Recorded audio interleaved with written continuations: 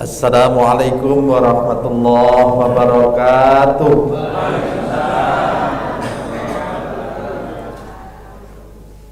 Alhamdulillah alladzi arsala rasulahu bil huda wa dinil haqq liyudhhirahu 'alad dini kulli wa kafa billahi syahida. Asyhadu an la ilaha illallah wahdahu la syarikalah wa asyhadu anna Muhammadan abduhu wa rasuluh. Allahumma salli wa sallim wa barik ala Muhammad wa ala alihi wa ashabihi wa man tabi'ahu bi ihsanin ila yaumiddin.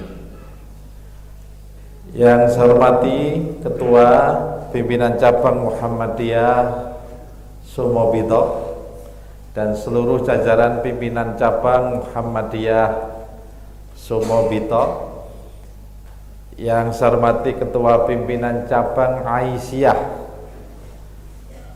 Cabang Sumobito dan seluruh jajaran pimpinan Cabang Aisyah serta keluarga besar Muhammadiyah Aisyah Kecamatan Sumobito, khususnya dari ranting Mentoro. Alhamdulillah, kita bersyukur pada Allah, pagi ini kita bisa bertemu dalam majelis yang mulia ini.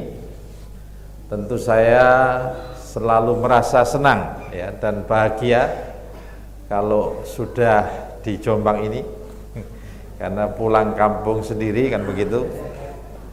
Dan tentu saya punya kenangan juga di Mentoro zaman dulu dulu maksudnya. Waktu masih ada pengajian apa dulu itu ya padang bulan kan gitu. Masih padang bulannya gitu aja. Nah, alhamdulillah, dan luar biasa kehadiran Bapak Ibu pada pagi hari ini. Nah, tentu di tengah situasi kondisi bangsa yang mungkin masih dalam kondisi yang memprihatinkan, kita harus banyak berhati-hati, kita harus banyak berdoa mudah-mudahan keamanan, ketertiban serta kedamaian di Indonesia ini segera bisa kita capai. Itu yang penting. Saya sekarang tidak bisa ngomong bebas karena saya sekarang jadi orang pemerintahan gitu ya. Jadi Bapak Ibu sekalian, saya mohon maaf sebelumnya karena saya sekarang mendapat amanah sebagai deputi bidang kesehatan di Kementerian Koordinator Kemenko PMK, yang dulu menterinya Prof. Muhadjir Effendi, Menkonya, tetapi kemudian biasa politik kan begitu, diganti Prof. Pratikno. Dan dulu saya berharap tentu Prof. Muhadjir yang jadi menteri kan begitu tetapi kemudian Prof. Pratikno, saya waktu itu sudah tidak mungkin bilang sudah nggak mungkin karena saya bukan Prof. Muhadjir lagi. Ternyata Prof. Pratikno masih memanggil saya untuk membantu beliau di deputi bidang kesehatan. Di tugas deputi itu deputi itu kalau secara eselon itu sama dengan dirjen, bahkan mungkin secara power itu lebih agak kuat karena kami deputi itu yang mengkoordinasikan dirjen-dirjen di Kementerian Kesehatan dan juga beberapa pejabat di BPOM, mungkin juga di lembaga Halal Center itu. Jadi itu yang menjadi tugas saya, termasuk ngurusi bagaimana rumah sakit pemerintah se-Indonesia, kemudian juga ngurusi hal-hal yang kaitannya Jangan keliru kalau BPJS bukan di bawah saya, BPJS itu di bawah Kemenko PM. Jadi Pak Muhaimin Iskandar.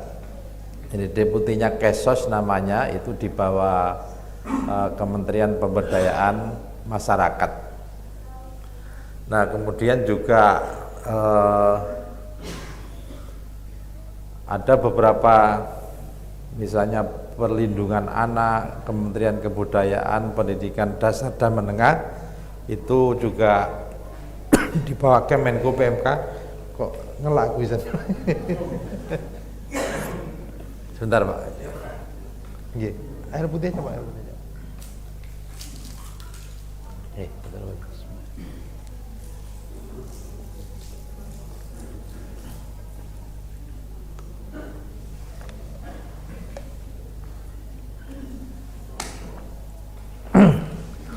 Jadi itu termasuk Kementerian Agama, cuman memang deputinya beda. Nah, Kementerian Kesehatan itu memang yang dirjen-dirjennya itu di bawah deputi kesehatan. Jadi seperti itu. Nah, tapi bukan berarti kita, karakternya orang Muhammadiyah itu kan kritis kooperatif. Tetap memberikan masukan, tetap memberikan ya kritik, tetapi kritik membangun, bukan kontradiktif, konfrontatif, bukan demo tapi kemudian apalagi demo yang sampai merusak. Itu bukan karakter Muhammadiyah. Jadi tetap ada kita kritis, kita memberikan masukan, kita memberikan saran. Bahkan ya sebenarnya kemarin Pak Ketua Umum itu kan sebagai leadernya ketika ormas-ormas Islam dipanggil ke istana itu.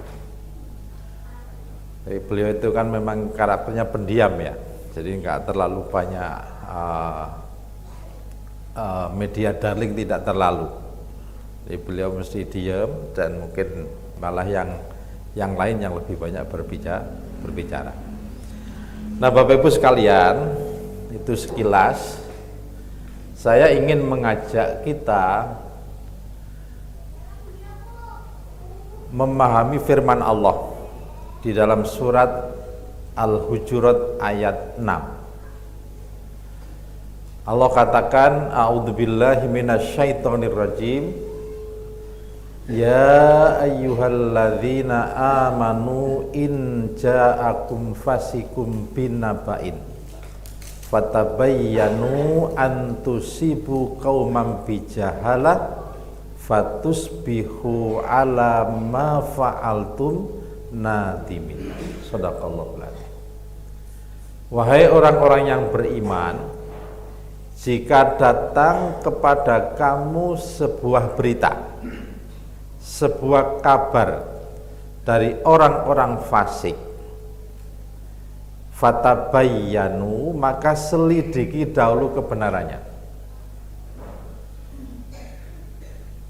Antusibu qaumam bijahalah fatusbihu ala ma fa'altum nadimin. Agar kamu tidak menimpahkan suatu musibah kepada suatu kaum tanpa mengetahui yang sebenarnya. Ini tekstualnya seperti itu. Bapak Ibu yang saya hormati, kalau kita membaca asbabul nuzul ya, surat Al-Hujurat ayat 6 ini, Rasulullah itu kan mendakwahkan Islam, mengajak orang untuk masuk Islam, kemudian mengajak orang untuk membayar zakat. Nah, ada seorang pemimpin kaum yang bernama Al-Haris. Al-Haris ini mendengar ajakan Rasulullah dan dia sami'na wa ata'na. Nah, kemudian Al-Haris ini, ya Rasulullah, aku telah ini bukan bahasa persis ya, ini bahasa saya kan gitu ya. Ya Rasulullah, saya telah menyatakan komitmen saya untuk masuk Islam, dan saya juga berkomitmen untuk membayar zakat. Maka izinkan saya ya Rasulullah untuk kembali kepada kaum saya. Akan saya ajak mereka untuk masuk Islam, dan akan saya ajak mereka untuk membayar zakat. Bila suatu saat sudah terkumpul ya Rasulullah, maka kirimlah utusan engkau untuk mengambil zakat dari kaumku. Maka pulanglah Al-Haris ini kepada kaumnya, dan kemudian alhamdulillah disambut dengan luar biasa oleh kaumnya masuk Islam dan juga berkomitmen untuk membayar zakat. Nah, maka terkumpullah zakat di Al-Haris dan kaumnya itu. Tapi kemudian menunggu, kok belum ada ya utusan dari Rasulullah yang datang kepada kita untuk mengambil zakat dari kita sesuai dengan yang dijanjikan oleh Rasulullah. Nah, tetapi di satu sisi di kota Madinah Rasulullah itu sudah mengutus seseorang namanya Al-Walid bin Uqbah.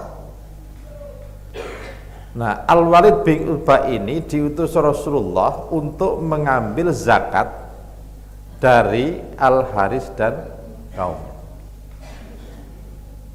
Tapi di tengah jalan Al-Walid bin Uqbah ini grogi, mengalami ketakutan. Nah, karena ketakutan itulah maka dia tidak meneruskan mendatangi Al-Haris dan kaumnya. Dia kembali ke Madinah melapor kepada Rasulullah, dan itu laporan palsu. Ya Rasulullah, saya sudah mendatangi Al-Haris dan kaumnya. Mereka tidak mau untuk membayar zakat dan bahkan mereka mau membunuh saya. Nah, itu laporan palsu. Maka kemudian Rasulullah mengutus utusan yang lain. Nah, konon dalam ada riwayat lain, asbabun nuzul yang lain itu Al-Haris ini namanya Bani Mustalik. Nah, kemudian yang diutus itu adalah Khalid bin Walid. Tetapi dalam riwayat yang lain itu tidak disebutkan siapa yang diutus oleh Rasulullah, tetapi substansinya sama. Maka utusan Rasulullah ini, nah, karena Al-Haris merasa kok nggak ada yang datang, akhirnya kalau begitu kita datang saja ke Madinah, kan begitu. Kita bawa sendiri saja kepada Rasulullah, kita serahkan itu.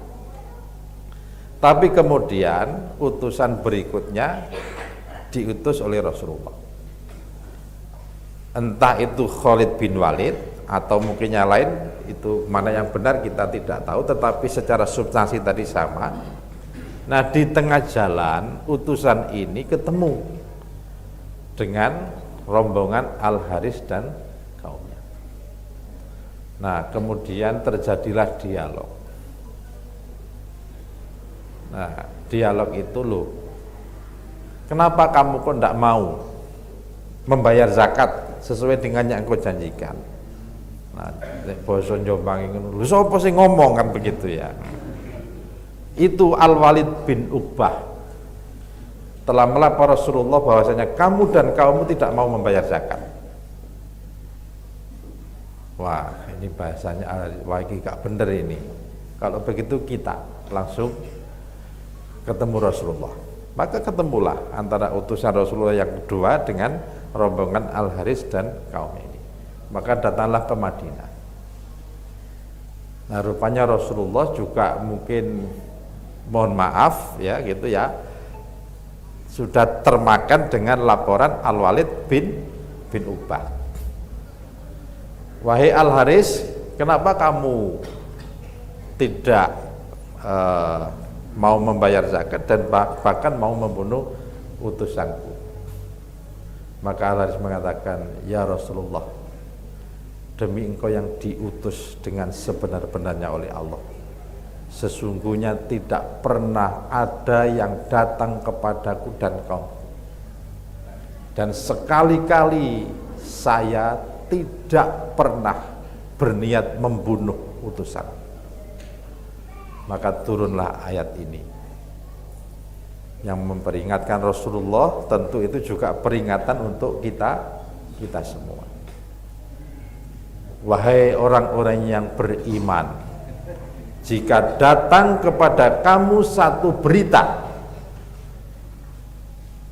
dari orang-orang fasik, maka selidiki dahulu kebenarannya, fatabayyanu. Tabayun, klarifikasi, validasi, bener apa enggak, nah, agar kamu tidak menimpakan satu musibah, agar kamu itu tidak menuduh Al-Haris dan kaumnya tanpa kamu mengetahui yang sebenarnya. Nah, dalam konteks sekarang ini, yang namanya orang fasik itu wujudnya tidak hanya manusia saja. Namanya orang fasik itu wujudnya bisa berupa media sosial.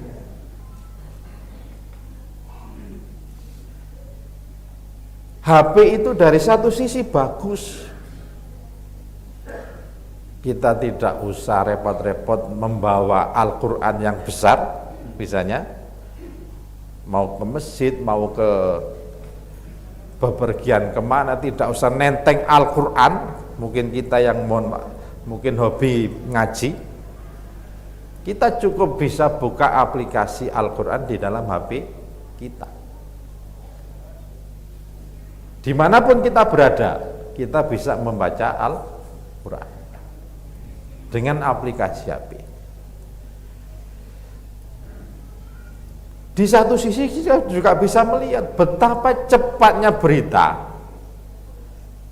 Pilihan presiden di Amerika dalam hitungan detik hasilnya sudah bisa diketahui di Indonesia.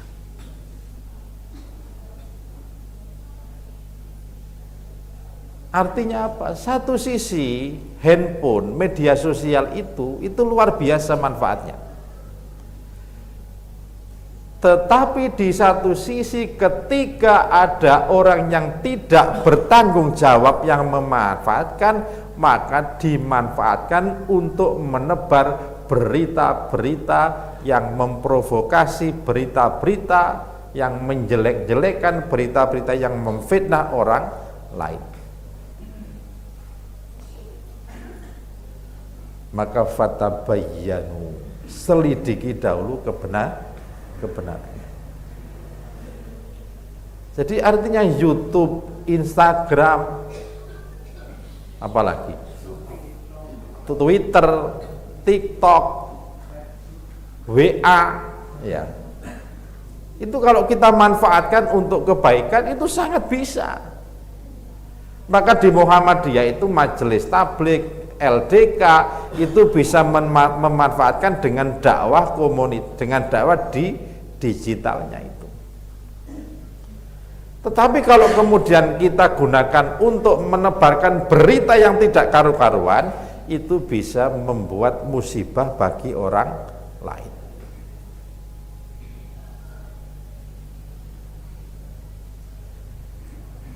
Orang itu, Pak, kalau sudah terprovokasi melalui media sosial, itu biasanya tidak tabayun. Iki bener apa gak, itu tidak pernah tabayun mereka. Pokoknya gak peduli iki cagar budaya apa tidak, ya tetep aja diobong. Gerahat itu kan cagar budaya, bangunan zaman Belanda, ada regulasi yang tidak membolehkan dirubah, kan begitu. Kalau hanya sekedar ngecat itu tidak apa-apa, tetapi secara fisik bangunan tidak boleh. Tapi kalau kemudian orang ini sudah terprovokasi, kan nggak peduli, Pak. Ini kan isinya bom molotov aja kan, nggih Pak Samsun nggih. Pak Samsun nggih. Buat bom molotov itu kan tinggal siapkan botol aja Pak, diisi bensin, dibakar sumbunya, nanti lempar aja itu sudah terbakar Pak. Seperti itu. Ngeri Pak.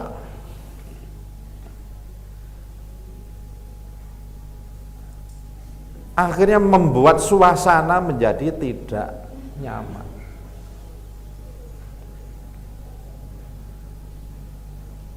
Di Jakarta itu kami yang kejadian hari Kamis ya, terus Sabtu malam ada lagi, maka diambil keputusan WFA, work from anywhere. Jadi bekerja dari mana saja, tidak harus masuk di kantor. Dan kantornya harus dijaga dengan satu peleton TNI seperti itu. Maka ini yang kita harus hati-hati. Jangan sampai kita ini terprovokasi. Hati-hati dengan berita di media sosial. Jangan langsung dipercaya. Oh sekarang itu isinya ngobong-ngobong toh Pak. Bukan mengobong itu dalam mati memprovokasi. Isinya memprovokasi, mengadu domba antara satu dengan yang lain. Polisi itu juga manusia, ya. Demonstran juga manusia. Oh ya. Yang kasihan itu mahasiswanya. Mahasiswa itu alhamdulillah rata-rata mereka baik-baik dalam demonstrasinya. Tapi kemudian ditunggangi oleh para provokator. Itu yang menyebut anarko. Anarko itu adalah demonstran yang selalu membuat anarkis, merusak, membakar, ya, menjarah. Kalau demo murni tidak mungkin menjarah Pak gitu. Nah, tapi kadangkala itu satu sisi. Kadangkala pimpinan-pimpinan kita itu juga kebangetan. Kebangetan. Mekitik flexing ya. Tahu flexing nggih Bapak Ibu nggih? Pamer. Arlojine regane piro, di video itu harga berapa? 2 miliar. Kalau 2 miliar itu saya beli 5. Ini begedut yang mencoba keren. Nah ini masalah akhlak. Masalah akhlak. Kalau pemimpin-pemimpin kita itu akhlaknya bagus, itu insya Allah tidak akan terjadi seperti yang kemarin. Kunci kita itu di akhlak Pak. Saya sering nyampaikan begini. Itu tadi satu sisi ya, untuk kehati-hatian, untuk anak-anak kita lah. Gak mungkin kalau yang di sini bapak-bapak, ibu-ibu itu gak mungkin melok demo kan gitu ya. Tapi pesan untuk anak-anak kita. Ada seorang ibu yang sangat jujur. Ketika anaknya membawa pulang arloji yang harganya 11 miliar itu dikembalikan. Saya kira ini ibu yang luar biasa. Ya. Padahal dewi ku nek duwe sakmono ngedol iku ya gak mungkin iso, kadang-kadang bingung dewe kita itu. Nah, jadi satu sisi kita itu gemes dengan anarko itu, gemes dengan demonstran ya yang membuat provokasi itu. Tapi satu sisi kita itu juga gemes dengan pemimpin-pemimpin kita.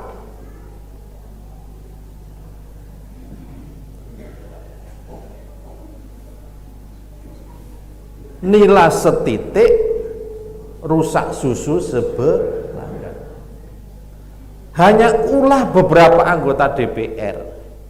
Akibatnya DPR yang baik pun juga ikut terkena imbasnya. Malah sekarang ada yang saya nggak tahu kemarin itu ada anggota DPR dari salah satu partai itu dibuka semua. Saya ini bawa buku anggarannya dari kementerian lembaga kan gitu. Ada yang tunjangannya sampai 300% kan begitu. Nah, yang ngono tapi ya gak oleh ngono kan begitu. Tetap saya batin berarti aku barang ya kena kan gitu. Tapi tidak seperti itu. Yang namanya tunjangan kinerja itu juga ada kaitannya dengan reformasi birokrasi. Kalau nilainya masih di bawah 80 itu hanya diterimakan sebesar 80%, tidak 100%. Artinya begini, reformasi birokrasi itu yang menilai kan KPK. Kalau masih ada indikasi laporannya tidak bagus, LHKPN-nya tidak dilaporkan, itu berarti nilainya bisa kurang reformasi birokrasinya itu. Nah, yang termasuk yang begini Bapak Ibu juga harus hati-hati, jangan termakan dengan apa yang disampaikan anggota DPR di salah satu YouTube itu kan begitu. Nah, tetapi satu sisi tadi, akhlak itu menjadi kunci, ya, akhlak itu menjadi kunci. Andaikan pimpinan-pimpinan kita itu akhlaknya baik, tidak akan sampai melakukan flexing, melakukan pamer.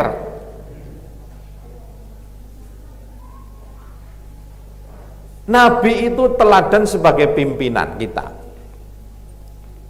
Nabi itu punya visi yang luar biasa. Wa ma arsalnaka illa rahmatan lil alamin. Itu visinya Rasulullah.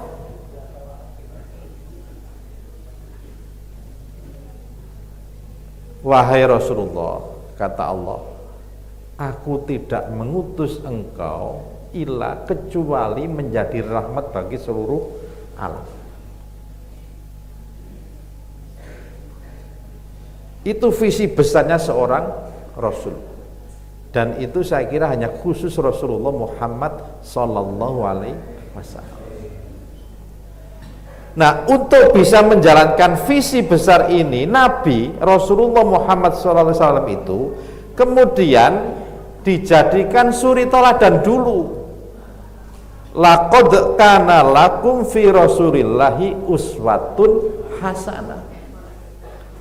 Sungguh pada diri Rasulullah Muhammad Sallallahu Alaihi Wasallam itu terdapat suri teladan yang baik. Artinya apa? Kalau kita ini ingin menjadi pimpinan yang bisa dipercaya orang lain, bisa dipercaya anak buah kita, maka kita harus menjadi uswatun hasanah terlebih dahulu. Dalam teori kepemimpinan modern pun itu mesti uswah hasanah itu menjadi contoh. Hermawan Kertajaya itu menulis ciri pemimpin yang sukses itu ada 5. Ada change, mampu melakukan perubahan, dan itu sudah dilakukan oleh Rasulullah. Artinya Rasulullah itu mau diterapkan dengan teori kepemimpinan apa saja itu mesti masuk. Mesti masuk.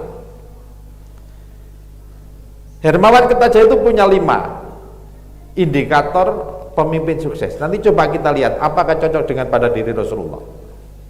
Change, mampu melakukan perubahan. Apa yang dilakukan oleh Rasulullah? Masyarakat Mekah itu masyarakat yang sejahil-jahilnya, jahiliyah, Nek jahil tok ngono bodoh. Apa? Lah, bodoh ngono ya kira ya. Tapi ini jahil murakab. Jahiliyah betul.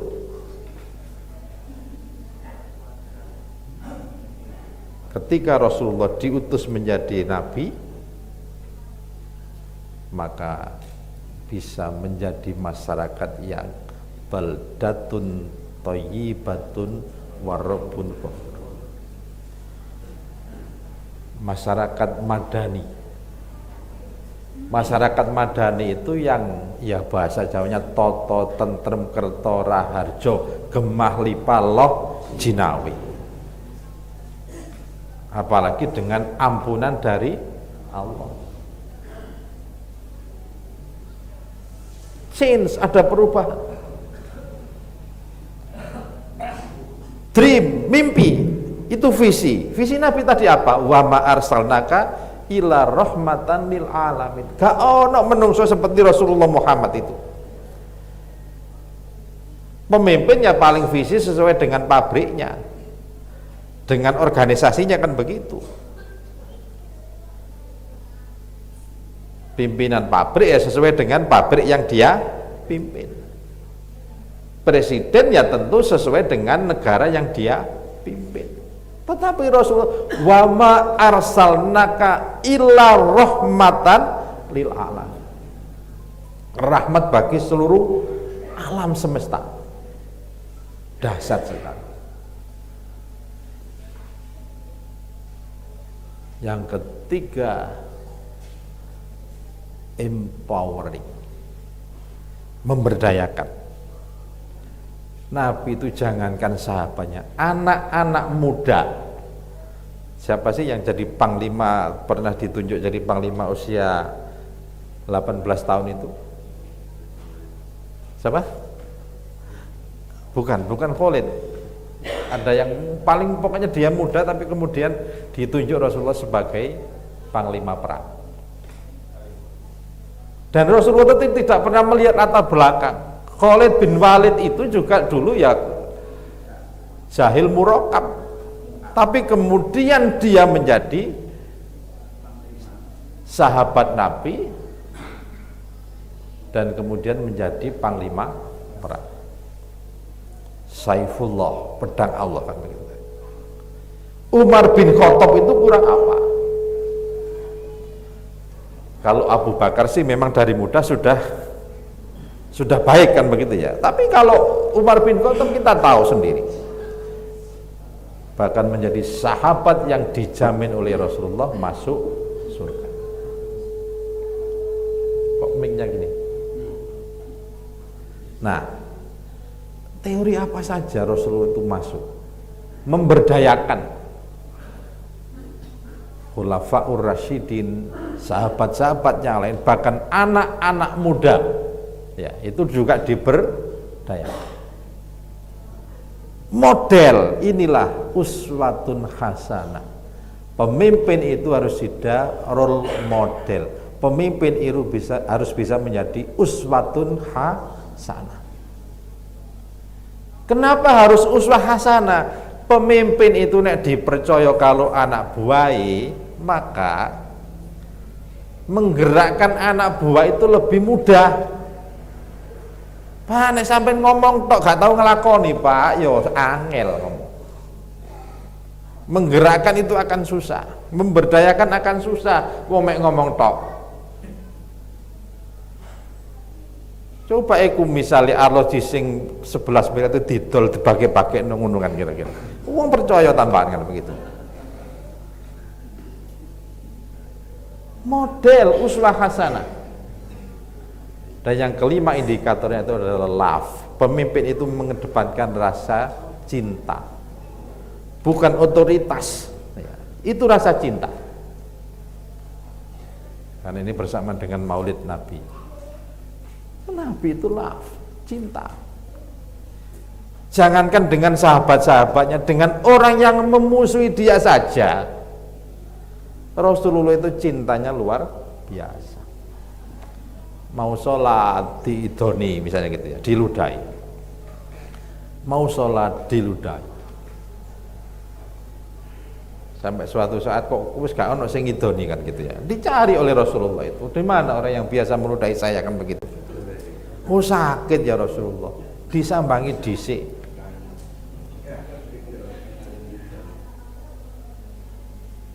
Dalam riwayat lain dikatakan disuapi kan. Ya. Disuapi meskipun dia musuh kan, yang sering menyakiti Rasulullah, disuapi. Ketika Rasulullah meninggal, ganti Abu Bakar yang menyuapi. Kok sih dia sing biasa ndulang aku kan begitu. Sudah lain. Itulah love. Dan itu ada pada diri Rasulullah sallallahu alaihi wasallam. Nah, itulah akhlak. Nah, untuk menjadi laqad kana lakum fi rasulillahi uswatun hasanah itu maka Rasulullah telah disiapkan akhlaknya terlebih dahulu. Dalam surat Al-Qalam Allah katakan wa innaka la'ala khuluqin azim. Sungguh Muhammad, aku jadikan engkau itu dengan akhlak yang paling sempurna, dengan budi pekerti yang paling sempurna, dengan manusia yang beretika tinggi. Ngombe maneh.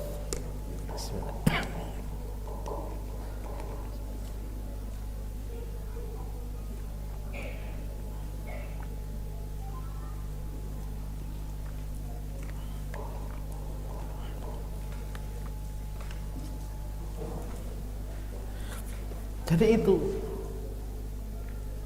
Rasulullah akhlaknya disiapkan terlebih dahulu. Bahkan Rasulullah mengatakan innama buistu liutamima makarimal akhlak. Sesungguhnya aku diutus Allah itu untuk menyempurnakan atau memperbaiki akhlak-akhlak manusia.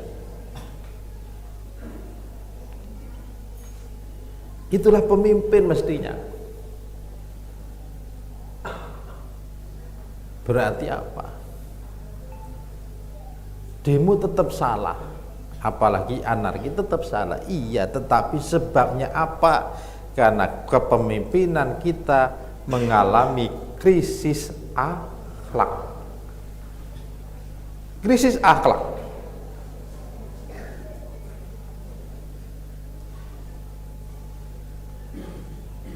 Nah, itulah yang harus hati-hati pemimpin itu. Joget ya gak apa-apa iya. Ya. Tapi sekarang ini eranya media sosial. Padahal aslinya Bapak Ibu sekalian, jogetnya DPR itu bukan kaitannya dengan kenaikan gaji, tidak sebenarnya itu. Aslinya seperti itu Bapak Ibu.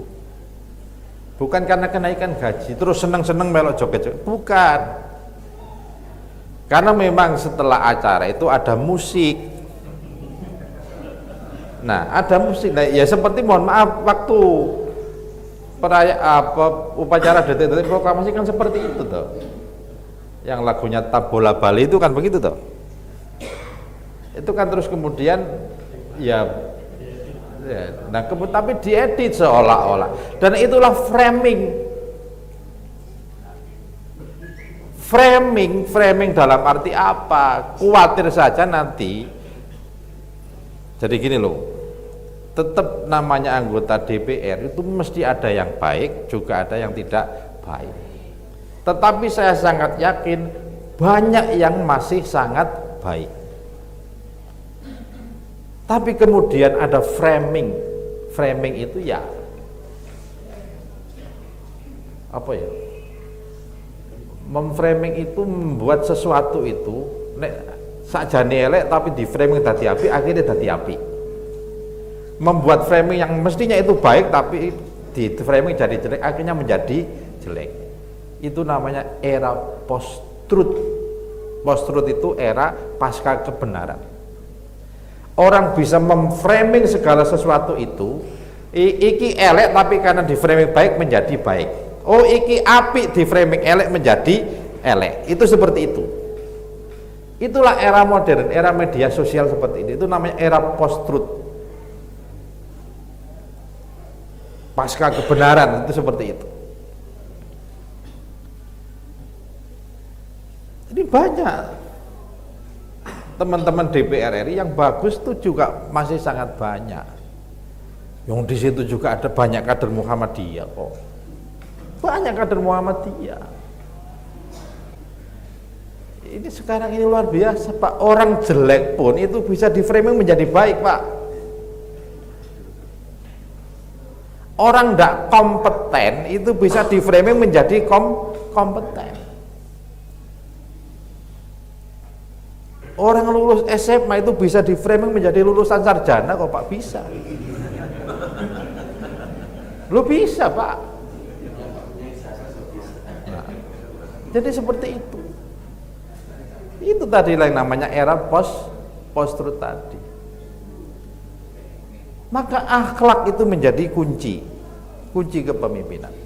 Uang itu nek akhlak api, insya Allah akan melakukan hal-hal yang jelek itu tidak mungkin. Mesti hati-hati, Pak.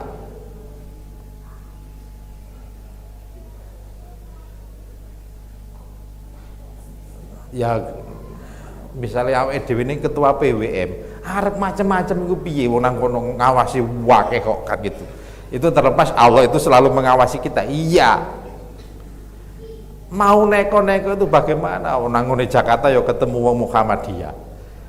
Nang ngene Mentoro ya ketemu wong wong Muhammadiyah. Nang ngene Sidoarjo ya ketemu wong Muhammadiyah. Arep macam-macam piye? Itulah akhlak. Dan itu cara Allah menjaga seseorang supaya akhlaknya tetap terjaga. Saya dulu juga sama, Pak, kok enggak jadi dirjen saja. Di Kemenko PMK itu kan anggarannya enggak terlalu banyak. Tidak seperti di Kementerian Teknis. Kementerian yang punya departemen itu biasanya anggarannya sangat tinggi, triliunan. Kalau kita di Kemenko PMK itu tugasnya hanya monitoring dan evaluasi Monef. Maka anggarannya tidak banyak. Saya digoda, kok gak milih jadi dirjen saja di salah satu kementerian teknis. Saya bilang itu cara Allah menyelamatkan saya. Itu begitu. Tunjangannya kan ya podo toh. Antara dirjen dengan deputi kan tunjangannya ya sama. Mungkin ceperannya yang kalah kan gitu aja. Nah, tapi justru ceperan ini yang kadang-kadang bisa menjerumuskan kita ke hal-hal yang tidak kita inginkan. Itu cara Allah menyelamatkan kita.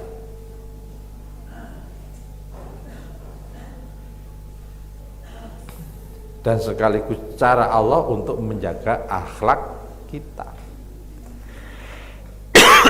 Menjaga akhlak kita.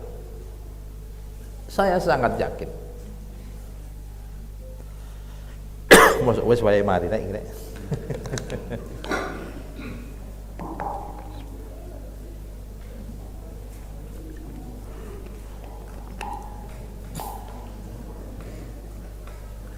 Ya, baik.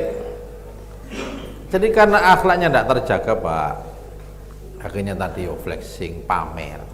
Pamer itu kan ya sama dengan akhlaknya tidak terjaga kan begitu.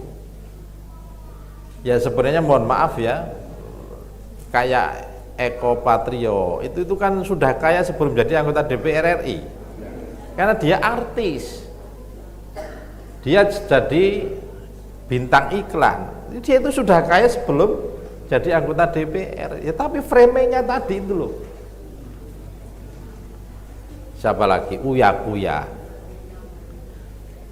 Kuya itu kebetulan komisinya sama dengan banyak terkait dengan saya, banyak komunikasi.